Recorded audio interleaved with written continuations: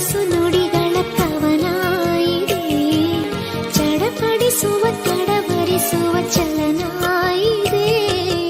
ಆಣೆ ಭಾಷೆ ಹಾಡಾಗಿದೆ, ಬಯಕೆ ಹರಕೆ ಜೊತೆ ಸೇರಿದೆ.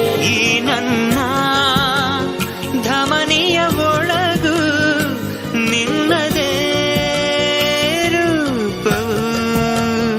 ಈ ನಮ್ಮ ಧರಣಿಯ ಹೊರಗು ನಮ್ಮದೇ ಲೋಕವು. ಆಹಾ ಮನಸ್ಸೇ ಮನಸ್ಸೇ ಥ್ಯಾಂಕ್ ಯು, ನಿನಗೂ ಮನಸ್ಸಾಯಿತು. ಕನಸೆ ಕನಸೆ